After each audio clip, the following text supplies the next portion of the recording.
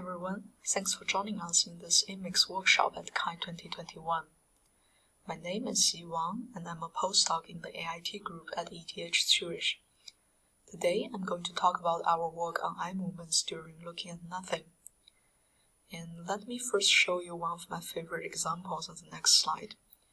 There will be an image showing for 5 seconds, and please feel free to look wherever you want. Ready? Let's go.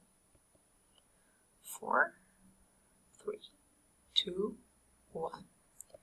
Alright, time is up. So now the question is, what do you remember? It turns out that what we remember is highly associated with where we looked before. And here is a gaze density map which shows that people share very similar gaze patterns while looking at images. What might be less known or to some extent even surprising is that we also share similar eye movements while thinking about an image. This is related to the so-called looking at nothing phenomenon. It describes the fact that humans move their eyes while thinking about an image in front of nothing, and such eye movement patterns are quite similar to the patterns while looking at the image. What does this mean? Let me give you an example. So here we see an encoding sequence of one observer looking at the image for 5 seconds. And this is the corresponding sequence of eye movements when the observer is asked to recall the image, but in front of an empty screen. Even though nothing is presented in front, people still make eye movements, some more and others less. And if we overlay the two sequences together, we see that there is a large deformation contained in the eye movements during recall. It's not clear what have been recalled exactly by directly looking at the data, even though the two sequences are qualitatively similar. And in fact, what we observed has been largely confirmed by the rich literature in psychology.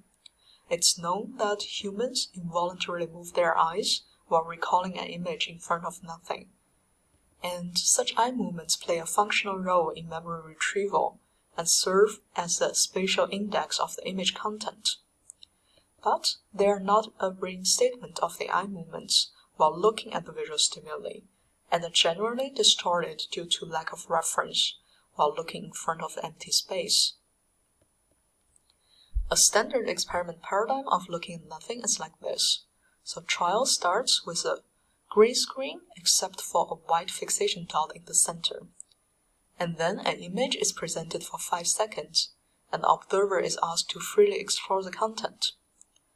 A noisy mask is shown for 1 second to destroy the after image.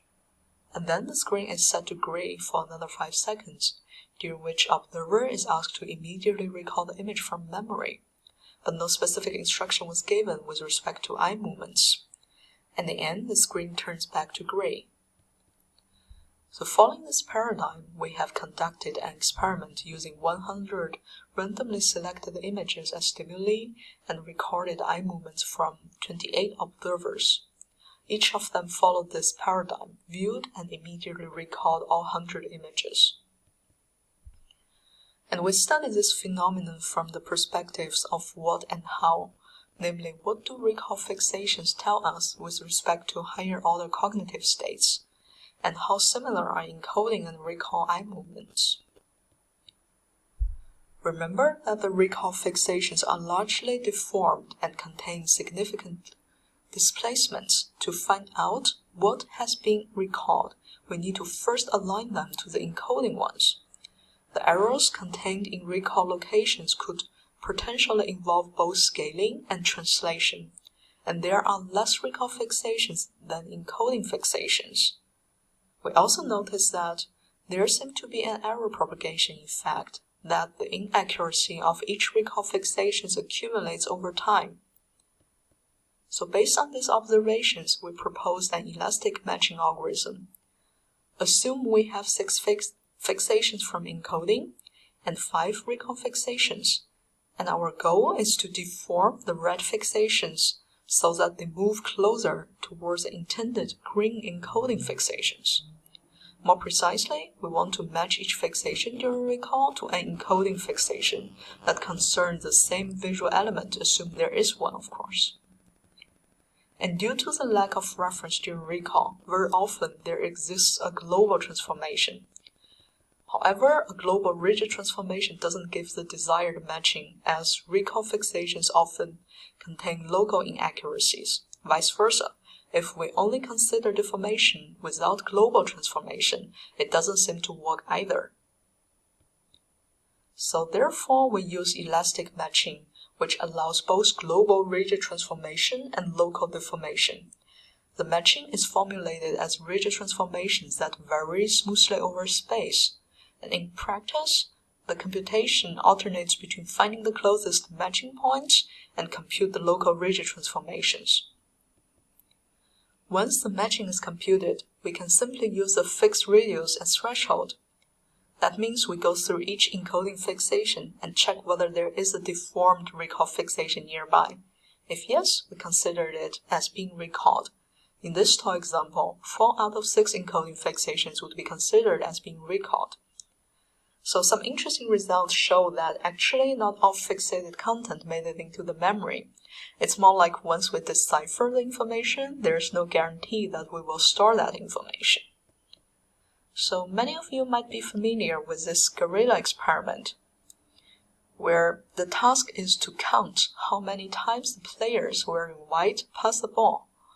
While participants are focusing on counting, a black gorilla just walks through.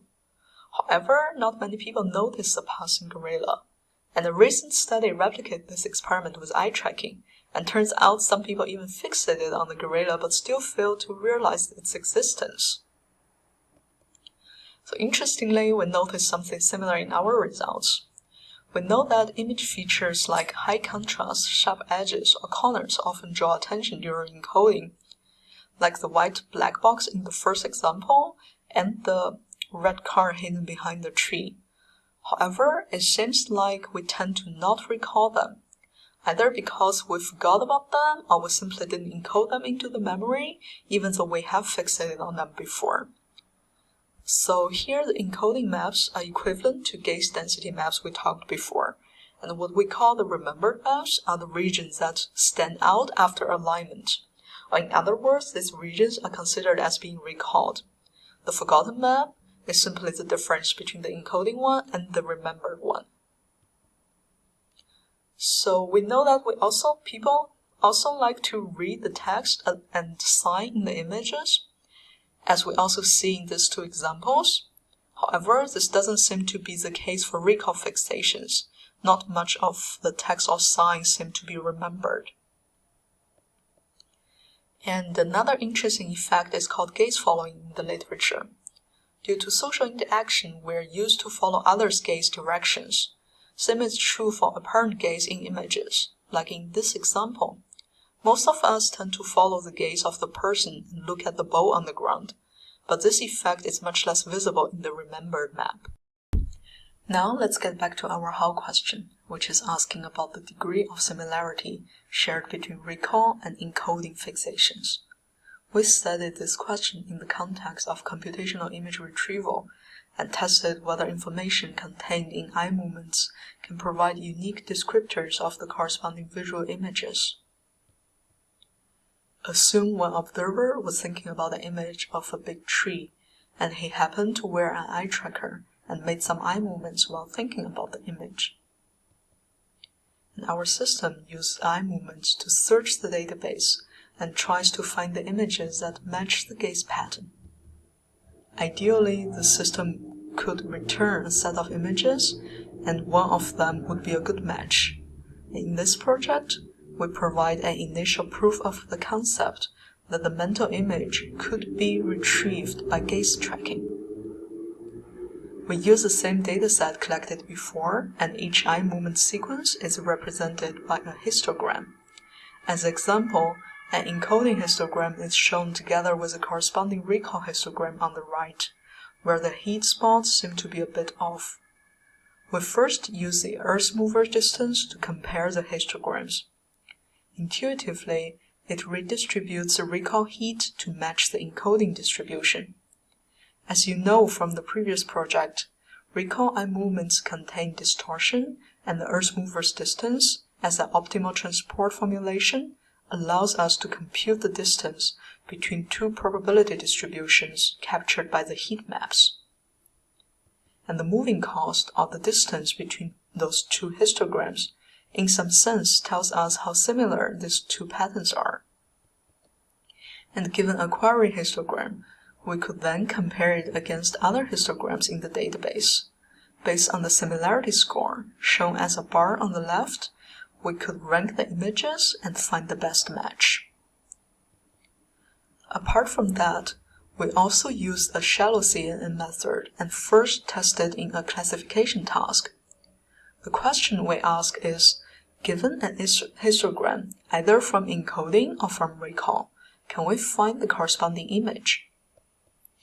We use area under the curve to measure the retrieval performance. Chance performance here is 50%.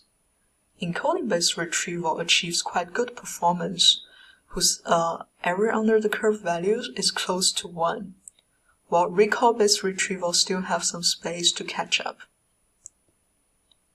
We then formulated a matching task and tested whether we could retrieve the image given a recall histogram by matching it towards our encoding ones we have in the database. This model builds on top of the classification one, and we use triplet loss to learn feature descriptors for eye movements in each condition. And in the end, both distance-based and learning-based methods achieve significantly better than chance performance. Encouraged by that, we took a step further and explored how an initial application might look like. We targeted a more realistic scenario where observers visit a mock museum while outfitted with an eye tracker. 20 posters were hung on the wall, and they were asked to walk around and view each poster in their own pace, just like what they would do when visiting a museum. Afterwards, we asked them to recall at least 5 posters in front of a black whiteboard.